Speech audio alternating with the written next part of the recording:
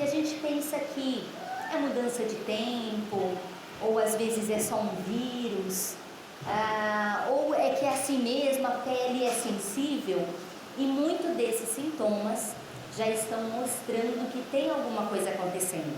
Então são sintomas muito comuns, como alergia respiratória, dermatite atópica, assaduras mais intensas nas crianças. Não é um problema só de pele sensível, e hoje nós temos enfrentado muitas crianças com transtorno de déficit de atenção e hiperatividade, o próprio TEA, né? Eu tenho atendido muitas crianças com sono conturbado, com seletividade alimentar, e às vezes a criança não tem um diagnóstico de uma doença ou algo já instalado, mas sempre aquela criança já mais agitada, com algumas dificuldades, sempre precisa ir ao hospital porque tem crises alérgicas. Então, será que tudo isso é normal? Né? Então, o que eu quis contribuir quando a Laís fez o convite, até para montar um plano alimentar, dar algumas dicas, eu propus para ela trazer o conhecimento, porque a alimentação saudável, a gente sabe o que é, né? A gente sabe o que é uma alimentação saudável. Tem que comer frutas, verduras, legumes, nós sabemos disso. Mas o dia a dia, a correria que nós temos, às vezes nós não nos atentamos o quanto nós estamos na nossa casa com produtos alimentícios, porque às vezes é um pãozinho, é uma bolachinha, às vezes não é nem uma bolacha recheada, é uma bolacha simples de maisena, uma bolacha abissal, e a gente pensa que está tudo bem, porque na nossa cabeça é um alimento, vai trazer energia. Então eu propus para ela para relacionar alguns sintomas que os nossos filhos têm. Então eu sou mãe de 5, né? Eu tenho a Angelina, a Sofia de 14 anos, a Angelina de 8 anos, o Heitor de 3 anos e meio, o Rafael de 1 ano e meio e agora vem a Catarina. Então eu falo que eu tenho todas as fases na minha casa, eu passo por todas as dificuldades como qualquer um de vocês, né? E eu consigo, com a minha prática clínica, eu nem sempre estive tão atenta que eu digo para esse olhar em sintomas. Eu tenho 16 anos de prática clínica, mas a Sofia, que tem 14 anos, eu tinha 2 anos de formada. Então eu estava no início da nutrição, mas eu não tinha a expertise, eu não tinha os estudos de microbiota intestinal, de modulação intestinal, de nutrição ortomolecular, mestrado em fígado, eu não tinha esses conhecimentos. Então muitas coisas da Sofia passou desapercebida aos meus olhos, mesmo já sendo nutricionista, porque eu não tinha muitos dos conhecimentos que não é a nutrição básica do alimento só de verdade. E aí com os outros filhos, eu já trabalhava nessa área, eu já estava me especializando mais, então meu olhar ficou mais atento. Então compartilhar e trazer isso para vocês, eu acho que é muito importante, porque muitas vezes nós não sabemos, tá? Então essa é a intenção. Eu quero que, depois eu vou abrir para perguntas, para tirar dúvidas de vocês, mas hoje eu quero trazer mais essa relação do ambiente interno do organismo da criança, o que já acontece ali internamente, que pode interferir na atenção, na seletividade alimentar, nas alergias. Eu acredito que aqui tenha, depois a gente pode até, eu abro um momento para isso, crianças que têm a dermatite, a bronquite, asma, tem a sinusite, problemas respiratórios com uma frequência maior, alteração de sono, né? Então, quando a gente vai investigar esses sintomas, nós vamos nos atentando. E aqui eu quero só trazer algumas informações importantes que têm aumentado muito, né? Então, nós temos tido aí um aumento de crianças com alergia respiratória, mas não só alergia respiratória, com dermatites, uma prevalência de 15 a 20% dessas crianças já com essas alterações por conta de uso de antibiótico e antihistamínicos, que são medicamentos ali para as alergias, quando a criança entra nesse ciclo, ela fica sempre tendo a crise, aí ela entra com a medicação, aí ela faz uma otite, uma amidalite, entra com antibiótico, e aí passa 1 mês, 2 meses, a criança de novo com um quadro recorrente, precisando da medicação. O que está por trás disso? O que está acontecendo? Porque a gente não... Quando o nosso sistema imunológico está ativo, é para ele dar conta e não é para ficar com essa recorrência. Então a gente tem visto um aumento muito grande nessa questão das alergias, mas também nas questões emocionais.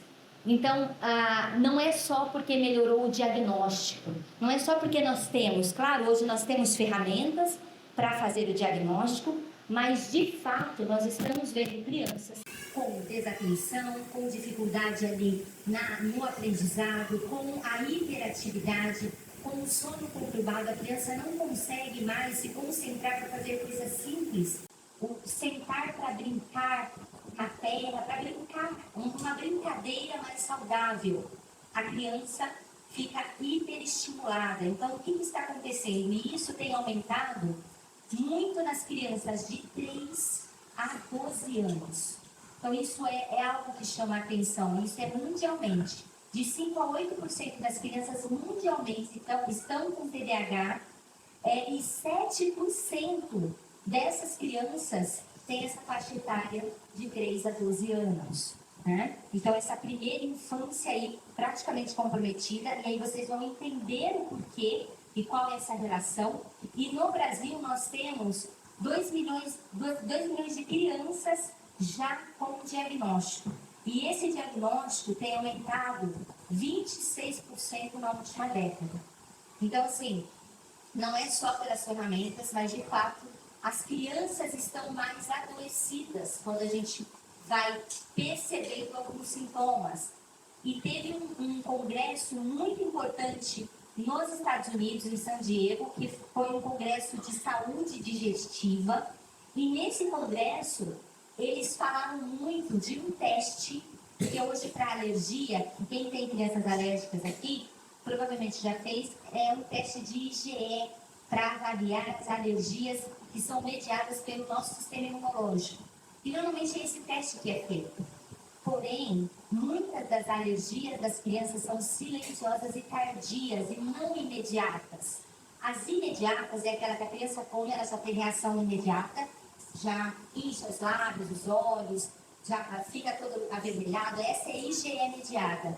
Porém, tem uma alergia que ela é IgG mediada.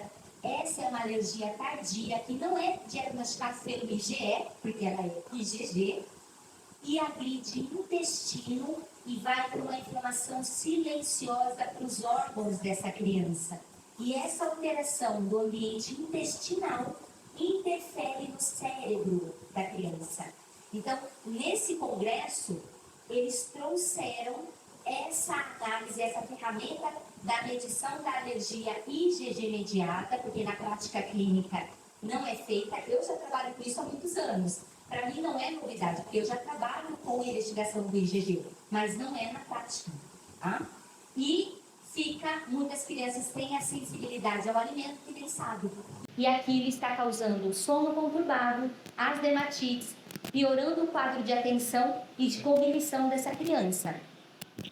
Uma outra questão que tem alarmado é o aumento de doenças autoimunes em crianças e adolescentes. Eu trabalho bastante com doenças autoimunes, provavelmente não é tão comum em crianças, mas tem um dado que é muito alarmante. Aumentou 300% a atividade, a prevalência do FAN. O FAN é um exame que a gente avalia se já tem uma probabilidade para doenças autoimunes. E aumentou 300% em adolescentes de 12 a 19 anos. Autoimunidade, para quem não conhece, é aquela doença de psoríase, lúpus, doença inflamatória intestinal, fibromialgia, tireoidite de Hashimoto. Eu sempre atendi doenças autoimunes, adultos acima de 40 anos.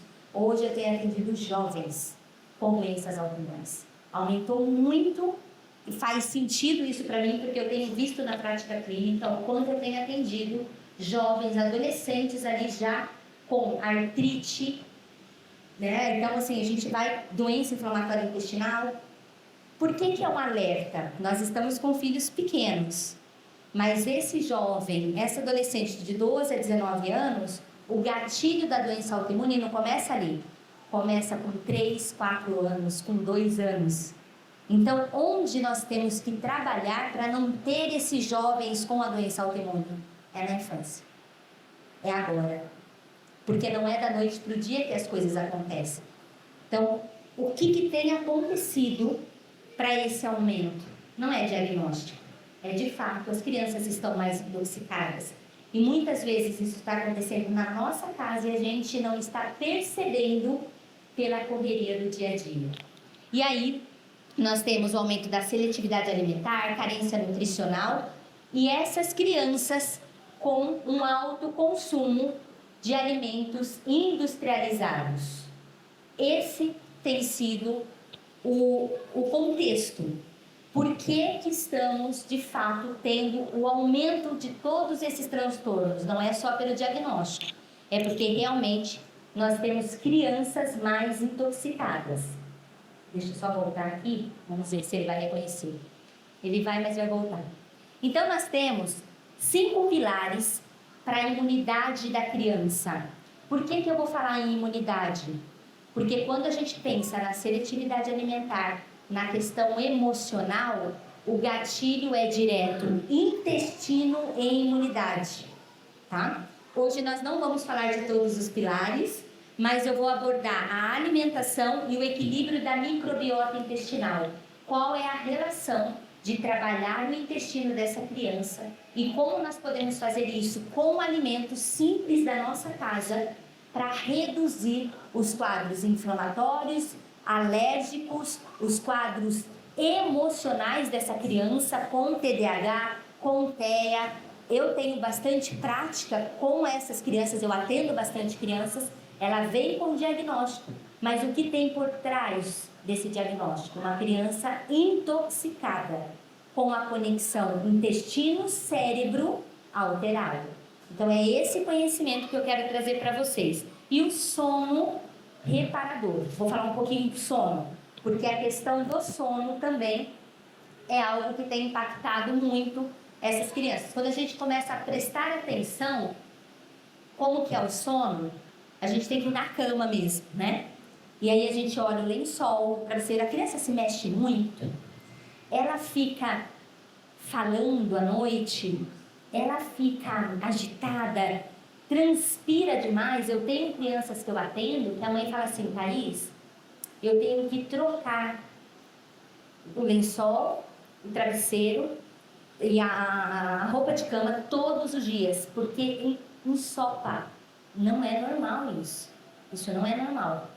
Essa sudorese excessiva da criança não é normal, tá? Então a gente começa a entender o que agride as nossas crianças. São coisas externas, de fato. Quando eu falo proteínas estranhas, é de alimentos. A fração do nosso organismo que vai agredir o intestino são proteínas mal digeridas.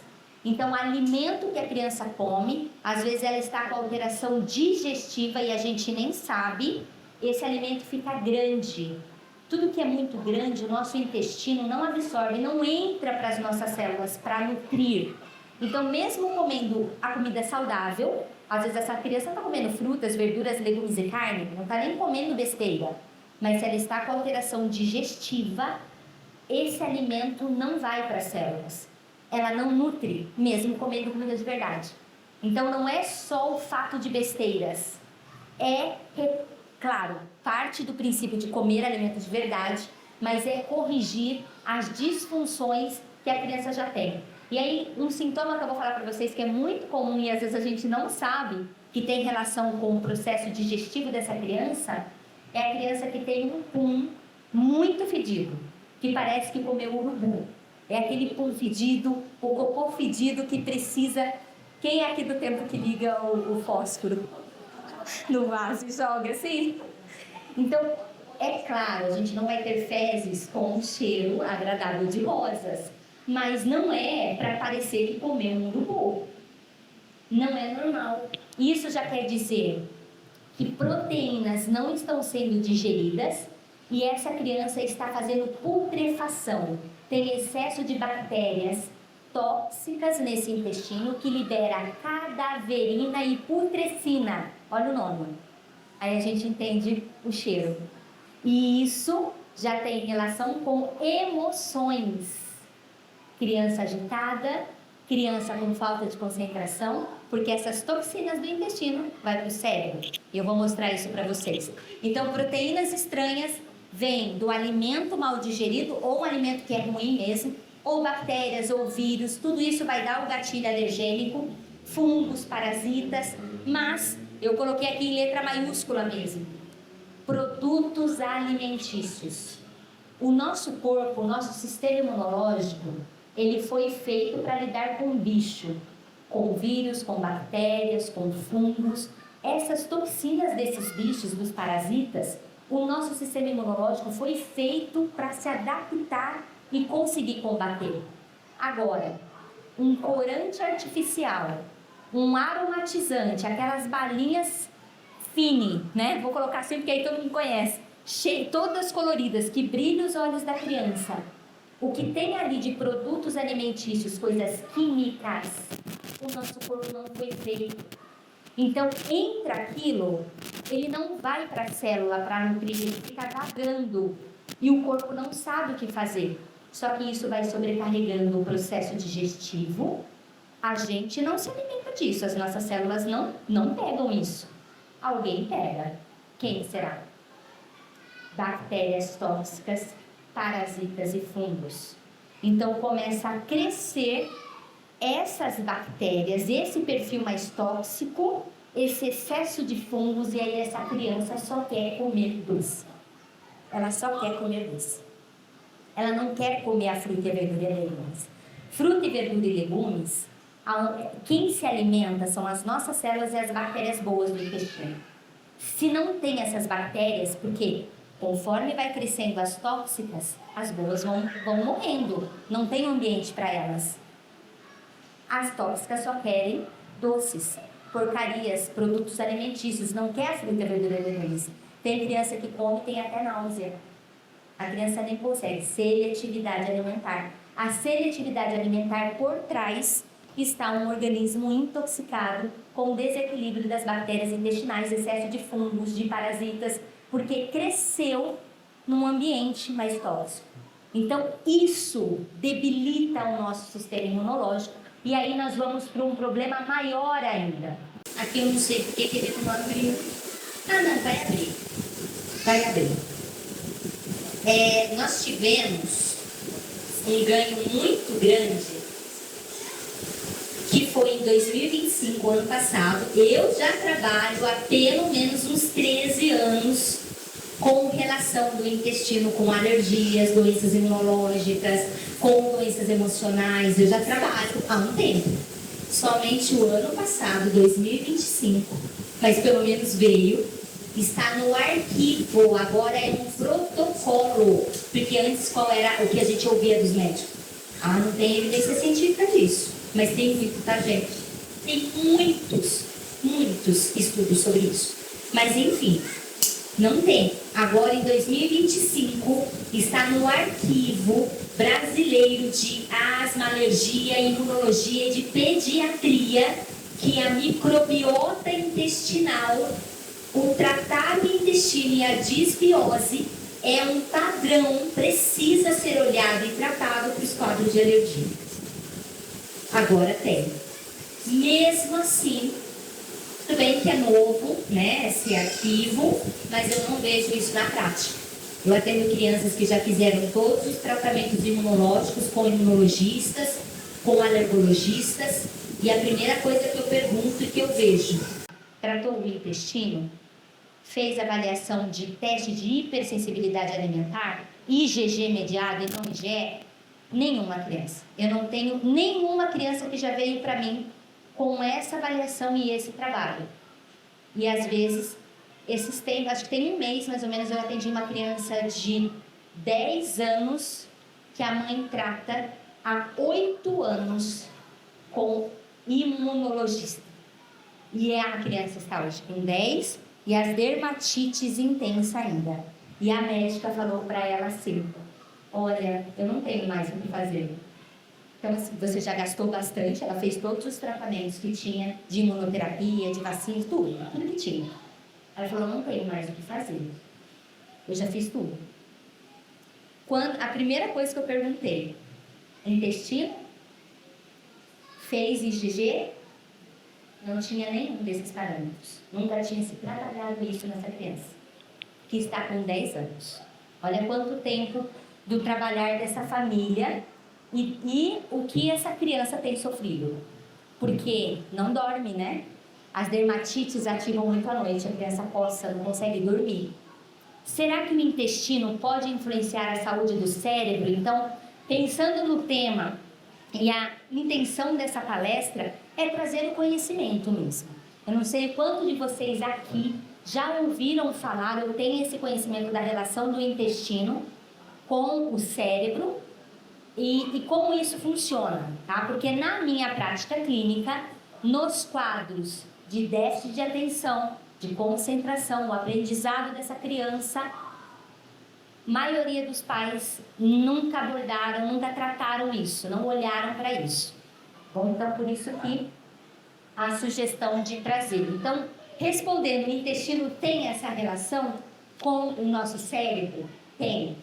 E por que o intestino tem? Porque o intestino, ele não é um órgão só para excreção. A gente aprende, né? Lá na escola a gente aprende. Intestino, digestão, absorção de nutrientes, excreção de compostos tóxicos do nosso metabolismo. Mas o nosso intestino, ele é muito além disso. Ele tem conexão com o nosso sistema imunológico. 90% da nossa imunidade é feita no intestino. Então, se eu tenho esse intestino mais tóxico em desequilíbrio, eu tenho problema imunológico. O intestino tem relação com o metabolismo, tem relação com o pâncreas para controle da insulina, para o metabolismo da glicose. Então, pessoas que têm diabetes, será que tem relação com o intestino? Totalmente.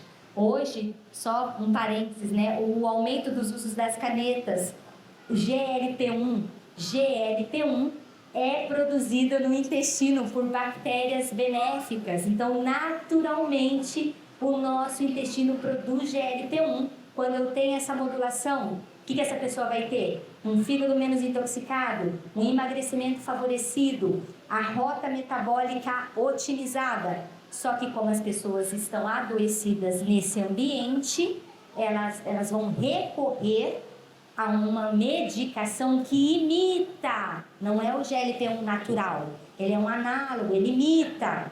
Então ele vai funcionar, a pessoa vai emagrecer, melhorar a resistência à insulina, tudo mais. E a hora que para, você não mudou o ambiente. Você não aproveitou esse momento para tratar o que estava realmente desequilibrado. Depressão, já temos estudos disso. A pessoa não consegue sair, aumentando depressão, aumentando doenças renais, porque ele trava o intestino, ele trava o processo, porque a pessoa não tem fono, porque ela causa uma gastroparesia. A pessoa não tem fono. E aí, o intestino travado, o intestino é uma fonte de excreção das toxinas. É intestino, a pele pelo suor e urina. Se eu estou com uma via bloqueada, eu sobrecarrego a outra via, urinária, renal. O que tem acontecido? Aumento de doenças renais. Então, isso já são tudo estudos das consequências de algo usado. Não estou falando que é ruim, mas usado indiscriminadamente, sem tratar a causa, sem entender o que está por trás. Porque quando a gente trata o intestino, a gente aumenta a GLP-1 natural, a gente aumenta o GIP, que é o que vai trazer toda essa questão para a saciedade, metabolismo. Então, isso a gente tem naturalmente. O nosso corpo, Deus fez o nosso corpo perfeito. O que acontece é que quando nós estamos intoxicados, isso não funciona, esse sistema não está funcionando. E na criança, nós vamos ter uma criança já aumentando ali para a obesidade, para as dislipidemias. Então, quantas crianças nós estamos vendo com aumento de colesterol, triglicérides, os perfis ali das gorduras alteradas. E às vezes, qual é a orientação? Mãezinha, tira a fritura dessa criança. Mãezinha, tem que tomar cuidado. Claro que tem. Não é que tem que comer um monte de fritura. Mas será que é só isso? Ou já está com uma alteração metabólica de fígado e intestino por trás? Então, a alimentação é o primeiro passo.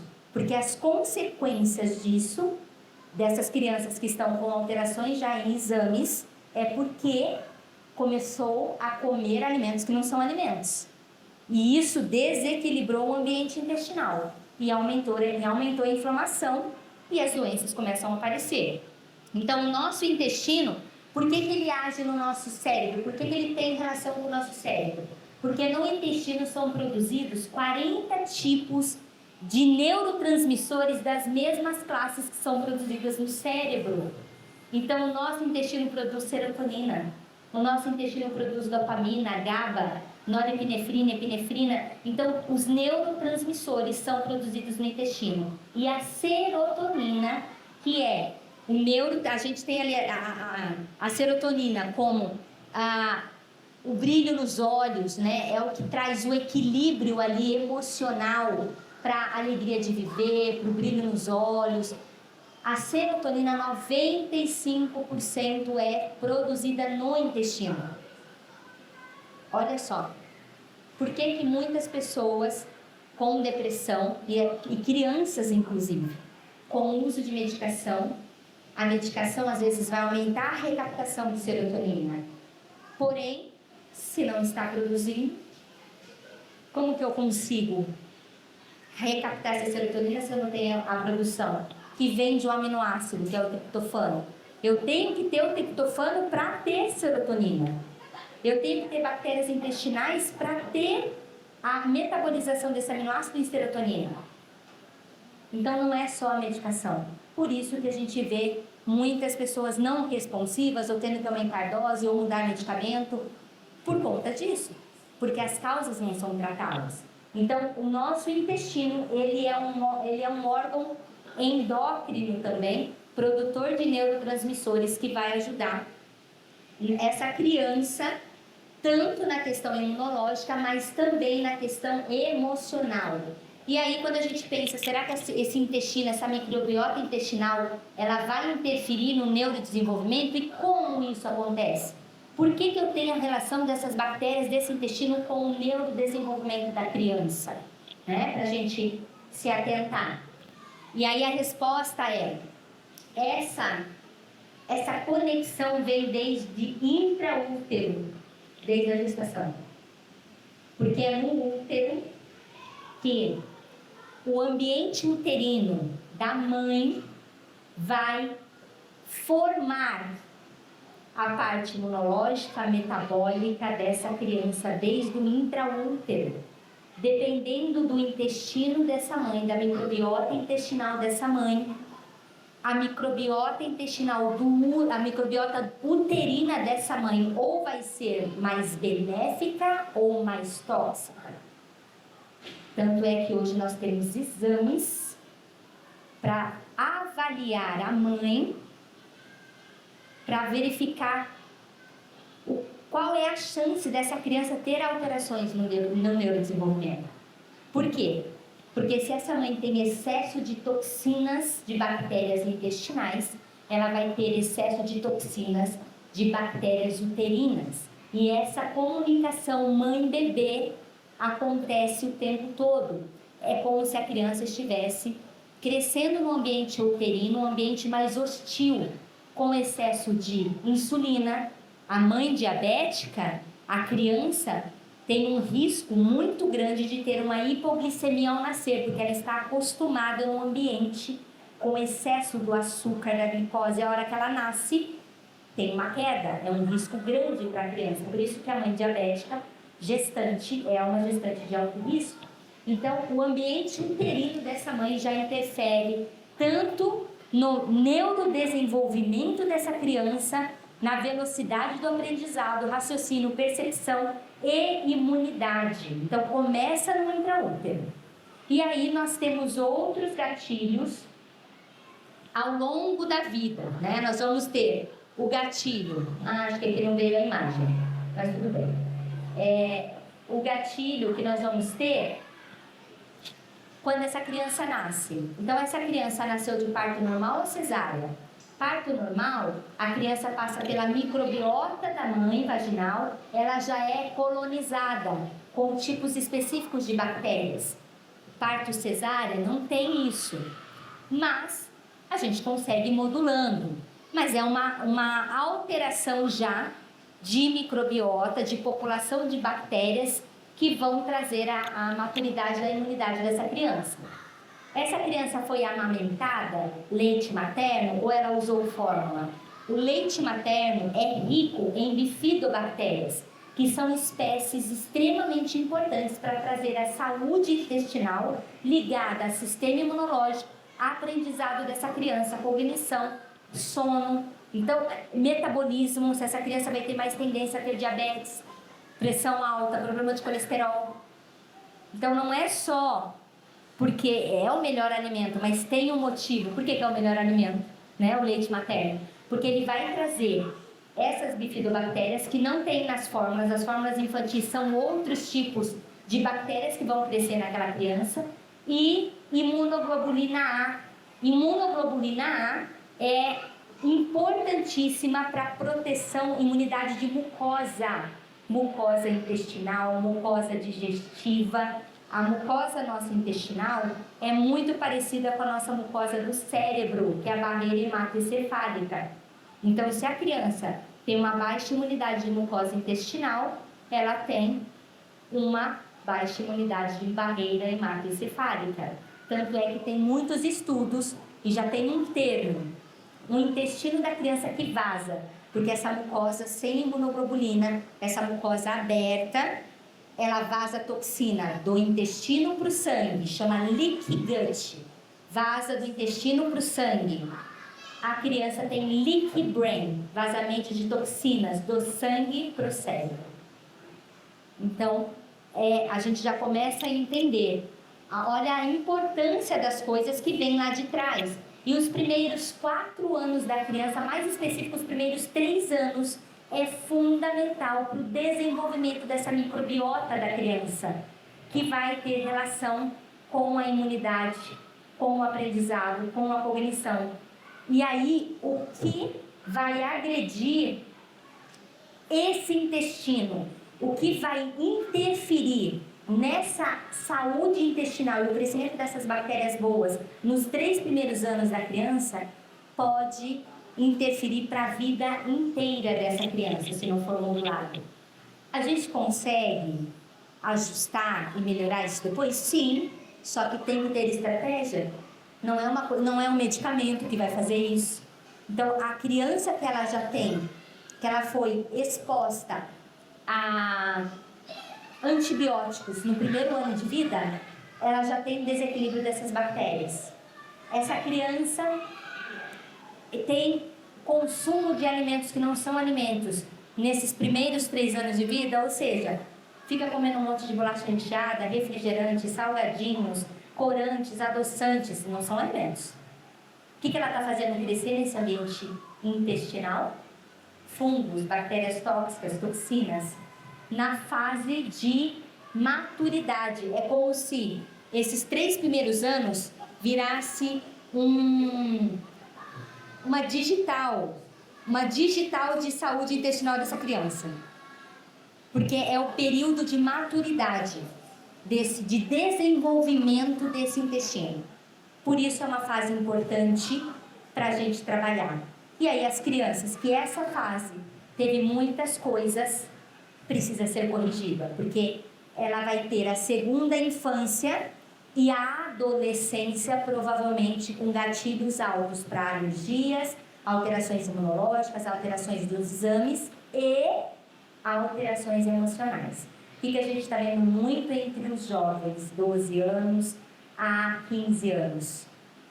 Depressão, né? Suicídio. Então, a hora que a gente observa essa fase, o reflexo dessa fase é da infância. não é do momento. Claro que a gente tem outros gatilhos que potencializam isso. O ambiente que as crianças vivem, claro, tem outros gatilhos. Mas essa criança já não tem resiliência. O que é resiliência?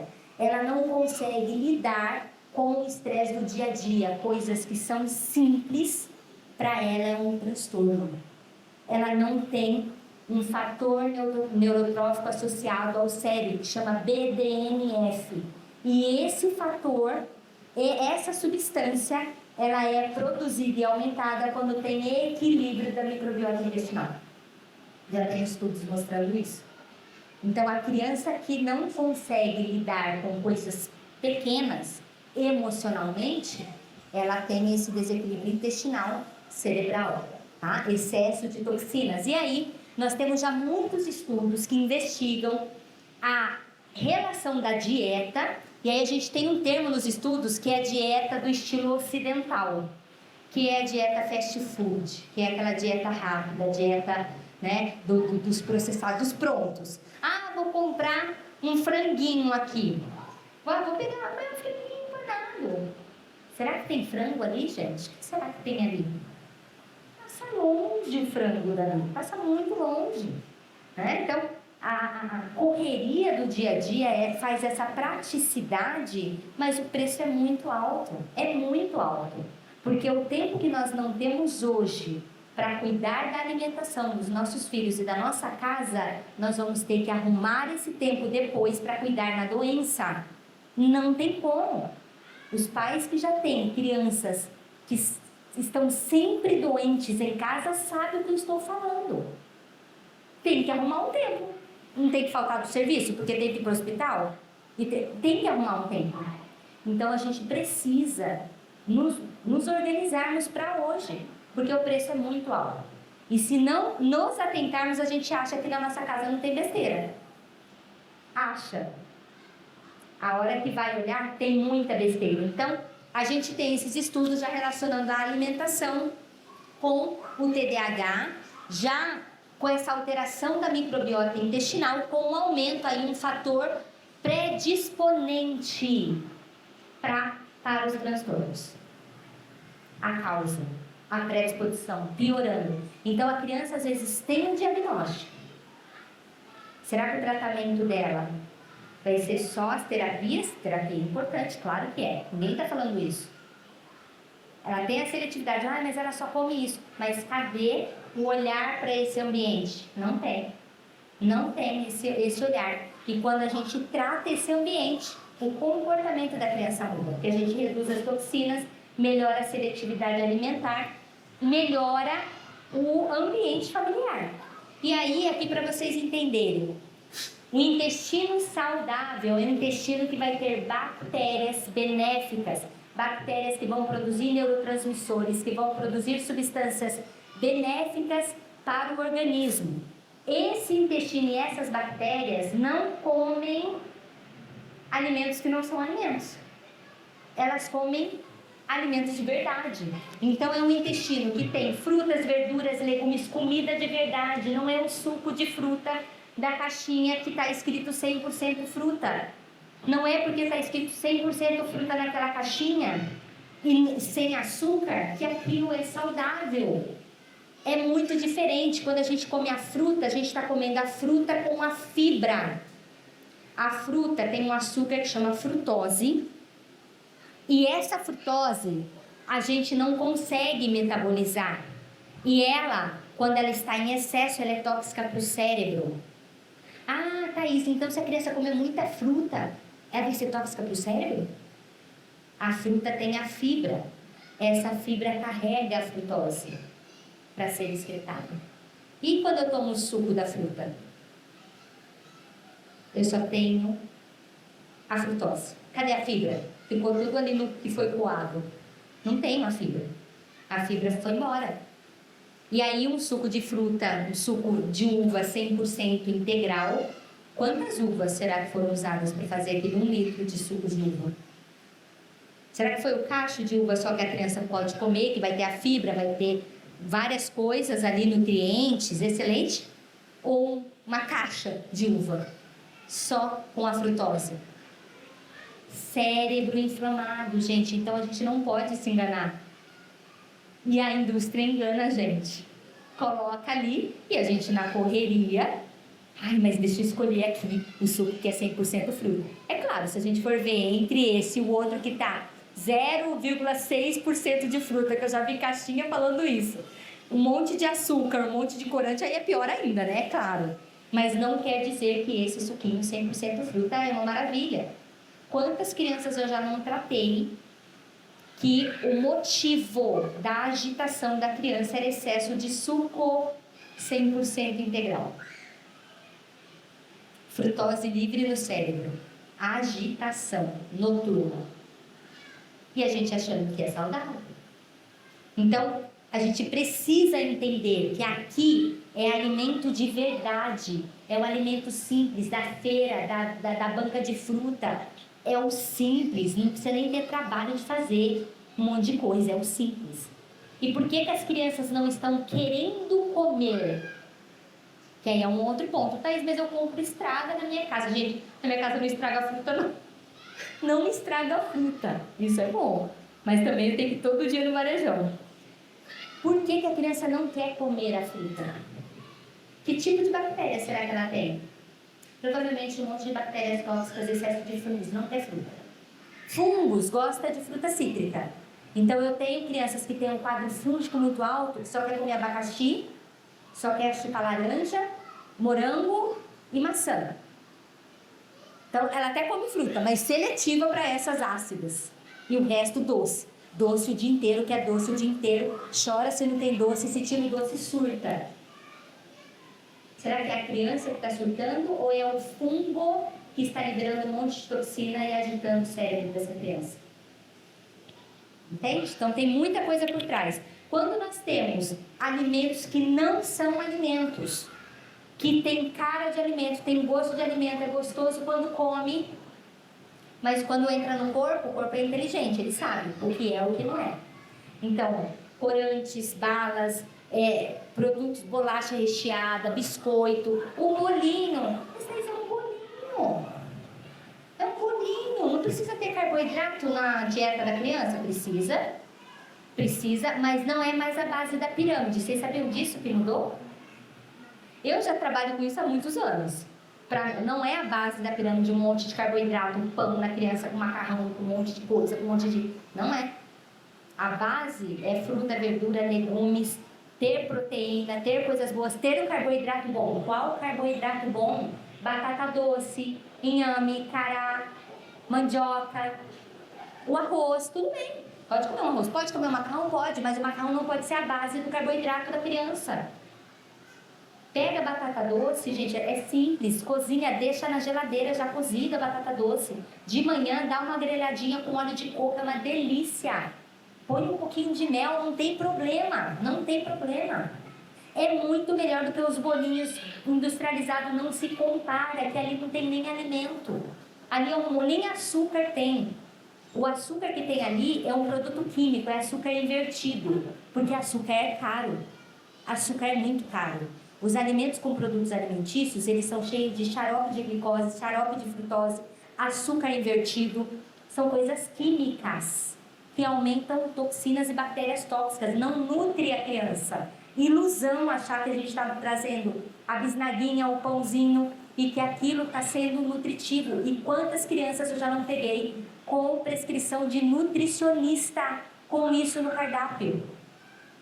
Porque na faculdade a gente aprende que é carboidrato e que pode. Eu não estou falando que uma exceção vai adoecer a criança, porque não vai. Não vai. Na minha casa não é assim, nunca come nada de besteira, nunca na vida, não. Mas é o dia a dia? Não é. Não é o dia a dia. O dia a dia eu tenho batata doce lá que eu faço com aninho de coco, ou vai cozida mesmo, gelada. Eu peguei da geladeira, hoje de manhã eu fiz isso. Peguei da geladeira, cortei, coloquei em cima da mesa, vai os pequenos, um pega, outro pega e pronto. Simples. Se dá tempo para passar na frigideira com óleo de coco, vai. Se não dá, vai sem. É isso. Isso a gente tem que se atentar. Porque tem crianças no dia a dia com a bisnaguinha, com o pãozinho de forma, com a bolacha, água e sal, e a gente achando que está dando uma coisinha leve, porque não tem recheio, tá tudo bem. Cheio de coisas químicas. Então a gente precisa atentar, porque é isso que vai desequilibrar o intestino, trazer toxinas para esse ambiente. E aí o que essas crianças estão comendo hoje? Comida de verdade, alimento de verdade ou produtos alimentícios? Aqui tem só os doces, mas podem entender como os suquinhos, os danoninhos, as caixinhas com prazo de validade altíssimo. Abre um desses compostos e vê se bicho vai ali e se come. Não pega, porque bicho é inteligente. Abre um potinho ali e deixa. Não vai, gente, não vai bicho. Tem coisa tóxica, eles não vão. Agora deixa uma fruta. Quantos dias vai estragar? Ele vai encher de bicho. Estraga rapidinho. Então aquilo que tem um prazo de validade alto encurta o nosso tempo de qualidade de vida, inclusive das nossas crianças. E a gente tem que ter essa consciência. E aqui eu trouxe só para ilustrar, para que a gente entenda um pouco. Às vezes a gente pensa que é tão inofensivo. Aqui estava só relacionando a questão de açúcar, tá? Mas tem corantes, adoçantes artificiais, um monte de coisa. Em relação ao açúcar, sabe aquele pequenininho, ó? Que tamanho que é isso aqui, gente? É desse tamanho assim, né? Vai num gole só. Ele tem 1, 2, 3, 4, 5 gramas de açúcar. Sabe, vamos pensar, sabe aqueles pacotinhos de açúcar pequenininho? É de 1 grama. São 5 daqueles. Em um negocinho que a criança tomou em 2 minutos. Às vezes tem criança que toma 3 por dia desse. E a gente acha que tá tudo bem. A gente não tá vendo isso. E aí a gente pensa aqui, ó. Ah, vai ajudar o intestino, tem fibra. Tem fibra. Olha quanto açúcar. Tem a fibra, que vai passar longe de ajudar o nosso intestino, porque ela tem mais coisas químicas e tóxicas do que o benefício da fibra. Entende? Olha a gelatina. Quantas vezes a gente fala assim, nossa, mas gelatina é tão inofensiva, tá doente, não tá bonzinho, vou fazer uma gelatina. Olha quanto açúcar. Olha o suco, gente, que a gente pensa que não tem nada, que tá tudo bem, né? Aí sem pensar na Coca-Cola, mas esse aqui a gente já imagina, a gente já sabe que não é bom. Mas quando a gente vê, choca. Olha o biscoito aqui, um cookie. Mas é só um cookiezinho. O cookie que a gente faz em casa, a gente pode até fazer e colocar açúcar. Ainda vai ser 1000 vezes melhor do que isso aqui. 1000 vezes. Por quê? Porque ali eles colocaram conservante, aromatizante artificial, um monte de coisa para enganar, para durar na prateleira. Açúcar que não é açúcar, porque açúcar é caro. Agora a gente pode fazer as bolachinhas, eu posso colocar um açúcar. Vamos procurar um açúcar de uma qualidade melhor? Não tão refinado e o branco, que passa por processos químicos. Pega um demerara, não é tão caro, não tem tanta diferença de valor. Já é melhor, não passa por 2 processos químicos intensos, que é o açúcar branco passa. Usa um mel de vez em quando, dá para fazer uns cookiezinhos, dá para congelar, dá para se organizar e ter praticidade, porque a gente não paga barato isso aqui. Não paga barato. A gente paga caro para as crianças comerem lixo e toxina, porque é isso, não tem outra palavra. É isso, ela pode ter sabor, a criança pode gostar. Mas nutriente nenhum, não tem, não entra. Então a gente pode fazer de uma forma melhor. Vai dar um pouco de trabalho? Vai, mas a gente se organiza, faz coisa congelada. Ou minimiza, porque a gente, para ter saúde, tem que ter um intestino sem buracos. Quando o intestino está inflamado, olha quantos buracos ele tem. E isso está relacionado com a violação da barreira hematoencefálica, cérebro, toxina no cérebro, aumento de depressão, alterações, doenças autoimunes, inflamação, criança com alteração em exames de sangue. E aí a gente vê a criança com alguns quadros que até a gente pensa, poxa, tem alguma coisa, mas muitas vezes é linkado a uma pele sensível. E não é, isso aqui tem todos os gatilhos intestinais. A pele é sensível por quê? A pele é uma excreção também pelo suor. Se o suor está tóxico, porque dentro tem um monte de toxina, não tem pele que aguenta. Aquela criança que vive com assadura tem geração de toxinas internas, tem alguma coisa acontecendo. Não é normal, não é a fralda, não é só a marca da fralda. E aí, por que às vezes a gente linka a fralda? Porque tem fraldas, vocês sabem que fraldas, tudo tem coisas químicas, né? Tem muita coisa química nas fraldas, em tudo tem.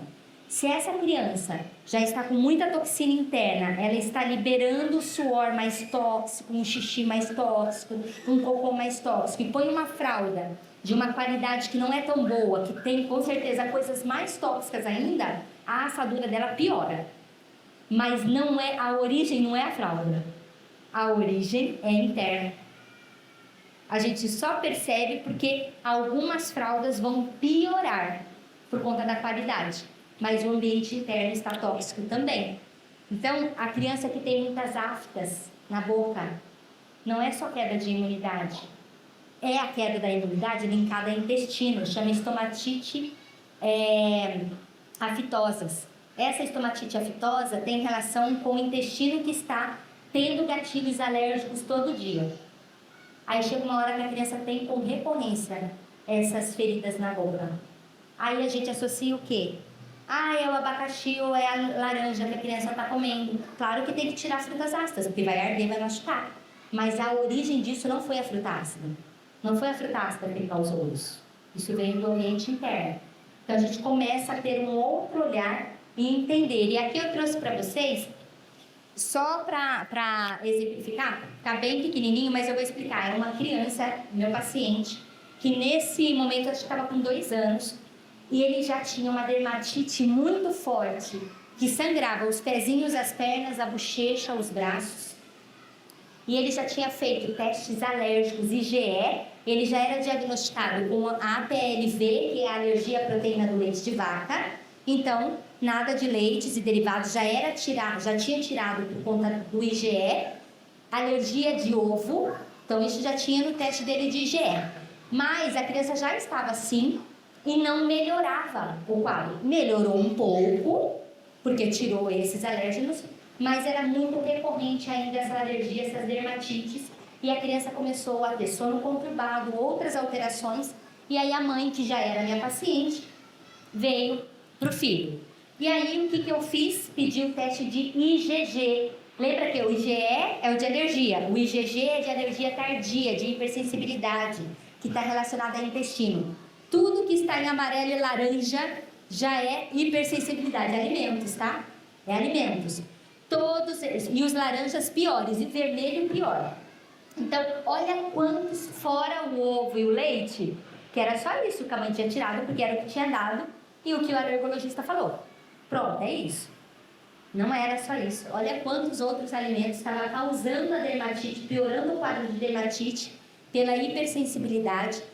Só de retirar os laranjas e os vermelhos, que eram os piores, a criança mudou o quadro em 3 dias. 3 dias. Fora isso, ó, tem mais, tá? Tem mais alimentos. Ó, olha quantos vermelhos. Olha, ervilha, grão de soja. Quando ele comia ervilha, na hora ele tinha reação. E não tinha dado no teste IgE. Mas no IgG deu vermelho, ó. Olha ali as castanhas, amêndoas, castanha de caju, castanha portuguesa, pinhão. Mas era uma criança de 2 anos, às vezes nem comia tudo isso. Só que comia farinhas. Farinha de amêndoas, farinha de castanhas, e vem tudo isso. E estava muito alto. Então a criança não estava só reagindo com aqueles alimentos. Ela estava reagindo com outros alimentos.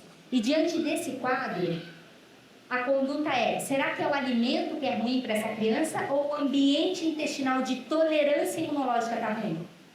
Era um ambiente intestinal de tolerância. Tudo estava passando, ela não estava conseguindo lidar com nada. Então, por isso que o manejo, a princípio, é tirar, mas não é só tirar o alimento.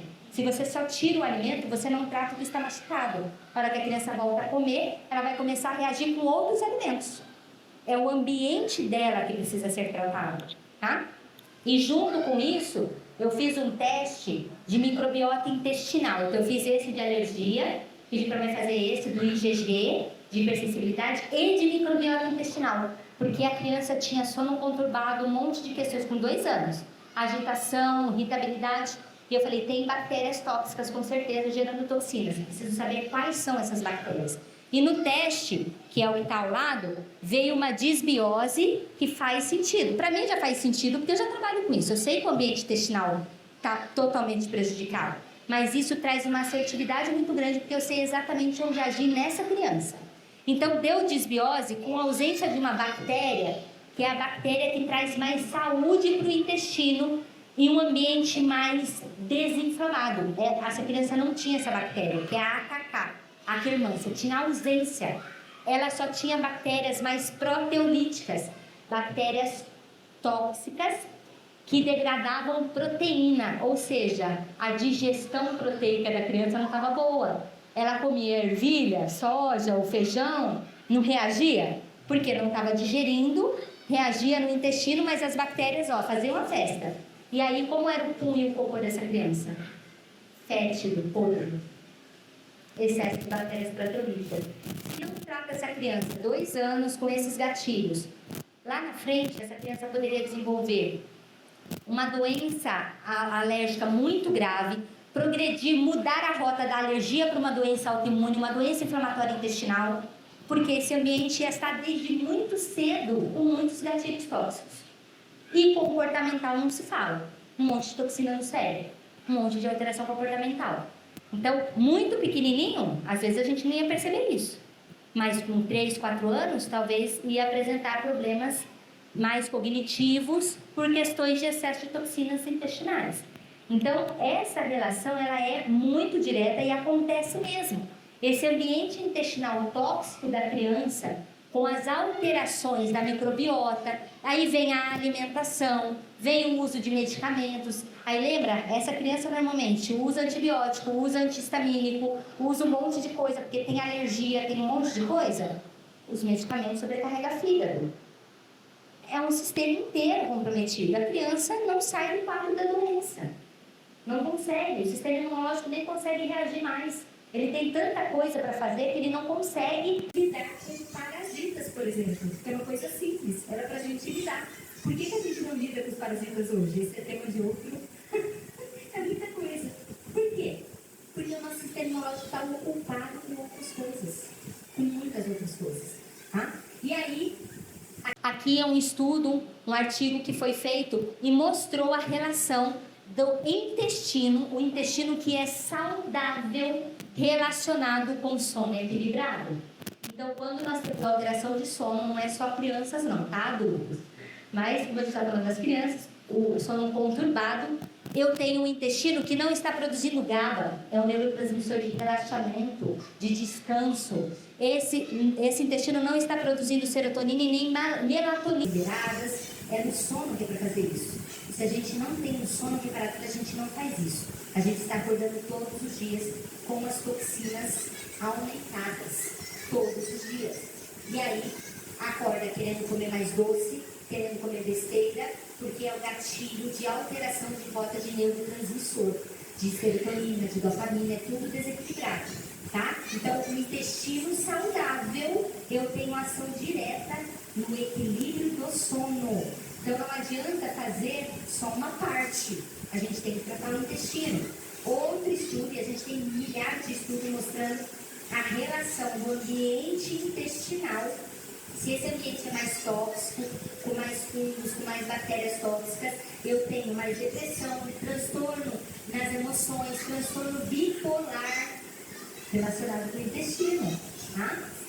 Esquizofrenia, quem que trabalha nas doenças mentais com o intestino?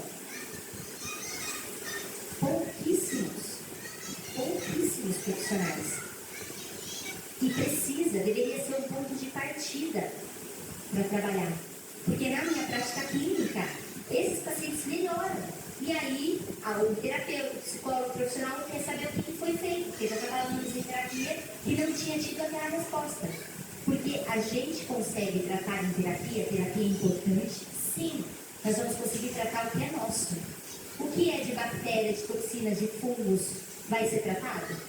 Não é nosso isso. isso que, quando a gente alinha, melhora coisas que não estavam evoluindo em terapia. Porque não vai evoluir em terapia o que não é nosso. Olha só, quantas coisas. E a recorrência. Ah, melhorei hoje, amanhã eu voltei a fazer tudo de novo. Por quê? Porque tem gatilhos que não são nossos. Então a gente tem que entender. Na criança é a mesma coisa. Então essa relação é muito real. Aí outros fatores relacionados a esse sono, claro, excesso de neurotoxinas. Fungos libera muita neurotoxina. Crianças que têm excesso de fungo intestinal têm alteração emocional, tem muita ansiedade. Ontem mesmo eu atendi, já é minha paciente, já é criança, mas a gente fez um teste mais específico. E nesse teste, a gente já tinha melhorado muito essa criança, muito, mas tinha algumas questões que não melhoravam. E aí eu pedi um teste específico. O que veio nesse teste? Um composto que era de fungos e leveduras e de clostridium.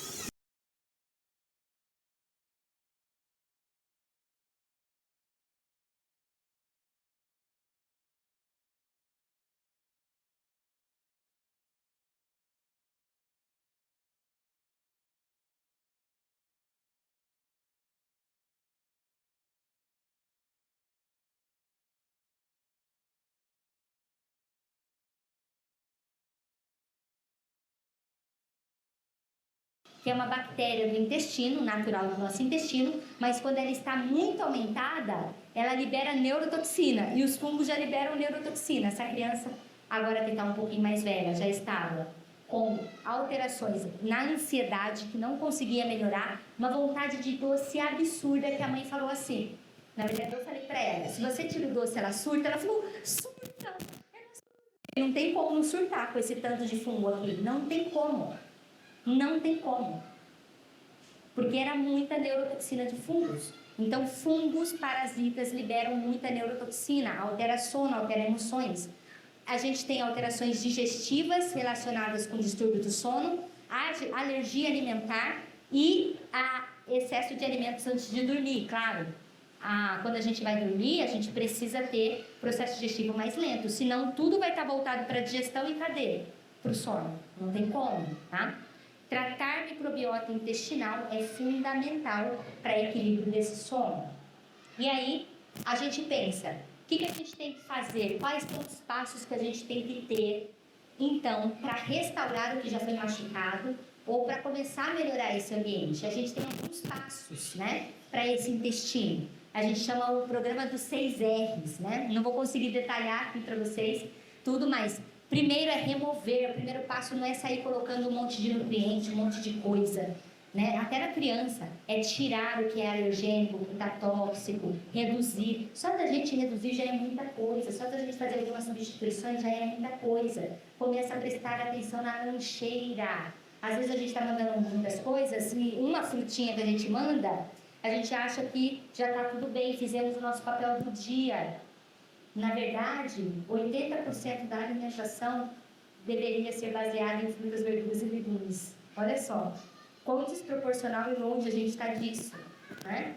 Então, às vezes, deixar de mandar o industrializado para mandar só uma frutinha, manda uma fruta, manda ali um pedaço de batata doce, ou, nossa, Thaís, não gosto de batata doce, você já experimentou fazer assado? Pega a mandioca, assa também, experimenta fazer umas coisas, põe um azeite, põe um orégano, põe um pouquinho de sal. Experimenta fazer. Faz uns pãezinhos em casa, uns biscoitinhos, uns bolinhos, congela. Eu tenho 5, gente, tenho 4, né? Assim, é difícil, não é fácil. Tem que ter coisa prática. Faz e congela. É isso, não tem muito o que fazer. De vez em quando a gente vai ter algumas coisas, vai. Mas se eu já reduzir de todos os dias, colocar coisas industrializadas e substituir por algumas coisas mais naturais, simples mesmo, vai ser muito mais benéfico comer a fruta, só a fruta, e um pedacinho ali, que seja de pão francês. Vai ser melhor do que o pão do saquinho lá industrializado. Por quê? O pão francês estraga? Rapidinho ele mofa, né? Então, entende? É melhor. Quer o pãozinho francês mesmo. Vai ser melhor do que a Maria, do que o Corvinho Maria, do que o outro lá. Vai pôr as marcas aqui. Vai ser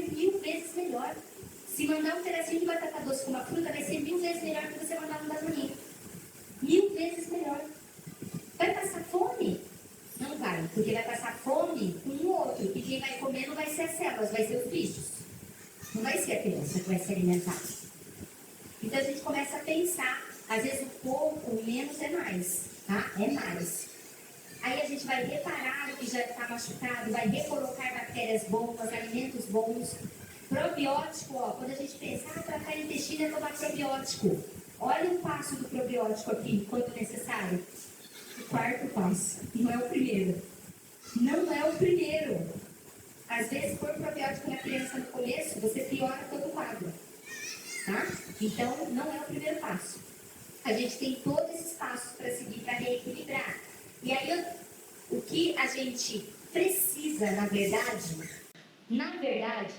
é descascar mais e desembalar menos. É isso que a gente precisa. A gente precisa começar com a gente, porque as crianças se espelham nos pais. A gente precisa começar com a gente e ensinar as crianças. Porque se a gente não faz isso, não tem como a criança fazer. A praticidade é a gente que quer, a gente que compra, é a gente que compra. Eles não vão lá no mercado comprar. É a gente que dá o pacotinho para eles. A praticidade é nossa. Então é a gente que está incutindo esse roteiro. E é isso que eles vão aprender, tá? Então, é isso. A gente precisa descascar mais, ensinar as crianças a comer o que é mais natural. Ajustar esse paladar. O paladar está todo tóxico. A criança não vai querer mesmo. Não vai querer. Faça 3 dias. Faça a todo custo. A criança vai ficar irritada, ela vai ficar brava, ela vai ficar muito irritada. Mas faça. No 4º dia, o paladar dessa criança muda. Porque em 3 dias bactérias tóxicas morrem quando não tem besteira. E aí é besteira mesmo. Tirar tudo. Não é um pouquinho, vou só reduzir. Não, 3 dias mesmo. Faz comendo comida de verdade 3 dias. No 4º dia o paladar dessa criança muda. Até com criança com TEA, com seletividade alimentar, nós tivemos efetividade. Já tem essa prática, com seletividade, hein? Que comia só 4 alimentos. Eu acho que a gente mandou aquele vídeo no grupo, né? Que eu falei sobre o intestino e TEA. Lá eu contei desse caso, dessa criança de 4 anos, acho que é 4 anos, que era 4 anos, de TEA. Tá no da maçã, a criança da maçã. Só comia, acho que era 3 tipos de alimento que a criança só comia, só. Assistam, depois a gente coloca de novo, porque é isso. Aí eu vou deixar para vocês, depois a gente manda no grupo, 2 receitinhas que ajuda a aumentar bactérias boas do intestino. É fácil de fazer em casa para as crianças que têm mais agitação, seletividade. É a biomassa da banana verde, mas não é comprar, tá? Tem que fazer. A biomassa é super simples de fazer, tem que ser banana verde, às vezes é difícil de encontrar, mas em feiras normalmente a gente encontra, tá? Ela tem que ser verde mesmo. Cozinhar, e aí essa banana verde cozida, a gente pode amassar e colocar em polpas. Eu tenho um vídeo fazendo, depois eu posso compartilhar no grupo, tá? Pode colocar, ela não tem gosto, então ela pode ser batida com fruta, pode colocar para engrossar feijão, porque ela não tem gosto, e ela engrossa, tá? É riquíssimo em amido resistente, que aumenta bactérias boas do intestino. Então, é um super alimento. Biomassa de banana verde, caldo de ossos, é fantástico para restaurar mucosa intestinal, imunidade intestinal. É incrível o caldo de ossos. Pode usar pé de galinha, pode usar pé de boi, osso buco, tá? Caldo de ossos, é incrível. E papa de maçã. Maçã cozida, mas não é maçã cozida pouquinho não, tá? Tem que cozinhar 1 hora a maçã, para liberar a pectina, que é a fibra. Então a gente já faz com bastante maçã, tira toda a casca, toda a semente, e não pode ter nada podrinho, assim, sabe? E cozinha em fogo bem baixo por 1 hora, colocando água ali, para não queimar, mas tem que ser por 1 hora, tá? Aí ela vai formar a papa da maçã. Vocês guardem isso e vai dando todo dia para a criança 2 colheres de sopa dessa papa da maçã cozida, que é incrível, é um super alimento para aumentar bactérias benéficas do intestino. Coisa simples, fácil, barato e que vai ajudar. Depois eu mando a receita para vocês, tá bom? E uma coisa muito importante é a gente estar atento, observar os nossos filhos, observar os sintomas, que às vezes são sintomas que a gente acha que é comum e não é. Criança que tem muita olheira não é comum, gente. Porque às vezes a criança não dorme, aí já é um problema, né? Já é um problema. Por que a criança não dorme? Ou às vezes é excesso de parasitas. A criança que tem sempre a bochechinha fumante de grosseirão. São alergias, queratose pilar, às vezes os braços tem também, parecendo um monte de espinhazinhas, queratose pilar, tá? Isso tem relação com resistência à insulina, com a glúten. Normalmente, às vezes a criança não é celíaca, mas ela tem sensibilidade ao glúten não celíaco. A manifestação da queratose pilar. A criança que tem a assadura frequente também. A criança que tem a barriguinha sempre inchada. Sabe sempre aquela barriguinha?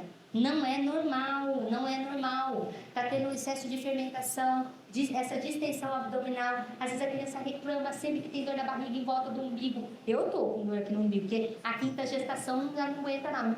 Meu umbigo sempre foi fundo. Na quinta, ó, já tá frouxinho já. Eu tenho. Se põe a mão aqui, dói um pouco.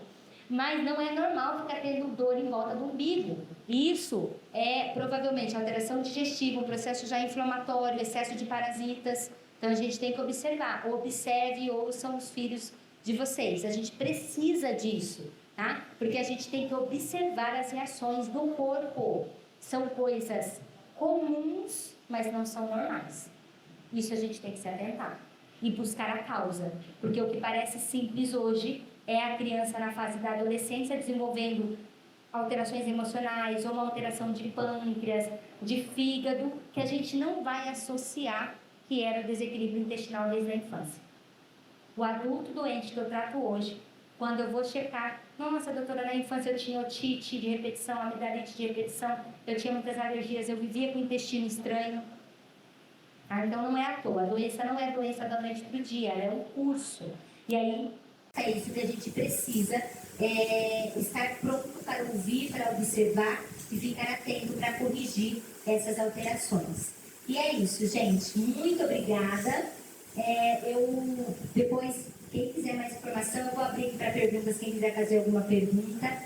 Que essa área, falo que é uma área incrível, né? Que a gente precisa aí estar atento para observar, para tratar. E estou à disposição para quem precisar, viu? Quem precisar de auxílio dentro desse ambiente, que já esteja aí com alguns quadros mais críticos, estou à disposição. Obrigada.